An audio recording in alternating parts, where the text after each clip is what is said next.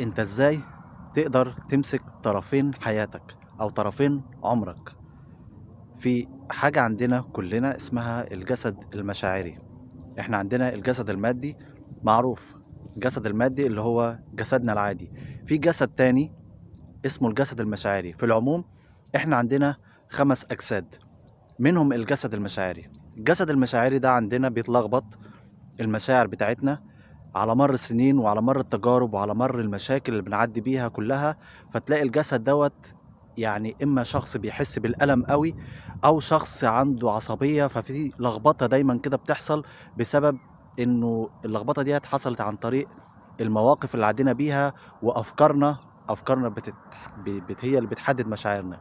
المهم، في فترة معينة لو انت تصالحت مع نفسك واشتغلت على الجسد ده كتير، ممكن الموضوع يعدي اكتر من سنة او سنة ونص، هتوصل لمرحلة ان انت نهيت اغلب المخاوف اللي جواك، نهيت اغلب المشاعر السلبية اللي جواك.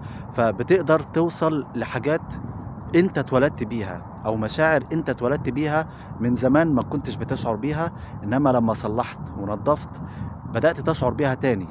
مشاعر كنت بتحس بيها مثلا وانت طفل صغير، مشاعر بتحس بيها وانت في سن 18 سنة مثلا، لما كبرت وبقيت في سن ال30 او ال40 او غيره، المشاعر دي صعبة قوي توصل لها، لان اتملت افكارك واتملت مشاعرك بحاجات سلبية كتير.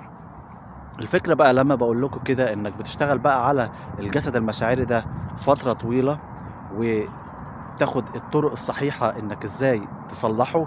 وهي في الغالب الطرق دي بتبقى كلها حاجات لها علاقة بالقبول، لها علاقة ب التنفيس عن المشاعر السلبية دايما بشكل مستمر. فبتوصل لمرحلة انك بتقدر توصل لمشاعر شاب مثلا في سن 15 سنة أو في سن 18 سنة، مشاعر الحماس، مشاعر الإنجاز، مشاعر الفرح.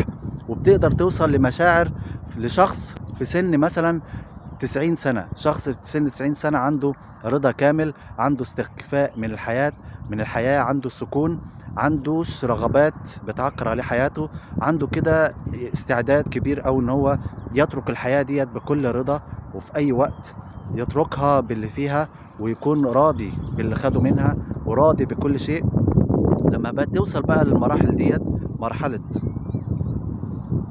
مش عايز بس يوصل لكم هوا من اللي حواليا، فلما بتوصل بقى للمرحلة ديت انك نظفت على مر سنين طويلة، سنتين مثلا او سنة ونص، بتقدر تمسك الطرفين دول، بتقدر توصل لمشاعر شاب في سن ال 18 سنة، مشاعر فرح وحماس، وبتقدر توصل لمشاعر رضا وسكون لشخص في سن 90 سنة. فده اللي انا حسيت بيه النهارده مثلا وانا ماشي. بقالي فترة طويلة الحمد لله بحس بمشاعر الفرح ومشاعر الحماس اللي ممكن الشخص بيفتقدها على مر سنين طويلة، والمشاعر السلبية قلت، ما انتهتش لأنه ده الطبيعي، بس قلت خالص، والتحكم فيها بقى يقل بشكل كبير.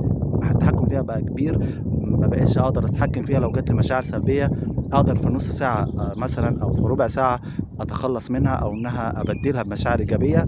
والنهاردة حسيت بمشاعر اللي هو شخص تسعيني مثلا، اللي هو بيشوف الدنيا كلها من فوق، بيشوف التجارب اللي حواليه، بيشوف مثلا الناس كلها في سن احفاده، او بيشوف التجارب اللي حواليه في سن احفاده، حد عنده مشاكل عاطفية، حد مش عارف ايه، فبيبص لها كده نظرة ابوية شوية، اللي هو نظرة شخص عارف من اولها من اخرها ايه، والموضوع بالنسبة له يعني بقى بسيط. فحاولوا تشتغلوا على الجسد المشاعري ودوروا عليه، ايه هو الجسد المشاعري وازاي يتصلح وازاي يتنظف، لان حياتنا كلها هي عبارة عن تجربة مشاعر، حياتنا كلها عبارة عن تجربة كاملة في التخلص من المخاوف، وتجربة مشاعر سلبية على مشاعر إيجابية. هي دي الحياة كلها على بعضها. اللي بيشتري بيت بيشتريه عشان يحصل على السعادة، يعني بيشتريه عشان يحصل على المشاعر، واللي بيشتري عربية نفس الشيء. فأنت لو نظفت جسدك المشاعري وقدرت تحصل على السعادة من أبسط الحاجات، من شوية تمشية في الشارع، فأنت حصلت على كل شيء. إنك يمكن دي أهم حاجات في الحياة، إنك تهتم بجسدك المشاعري، لأن إحنا هنا كلنا في تجربة لتجربة المشاعر بشكل عام. سلام.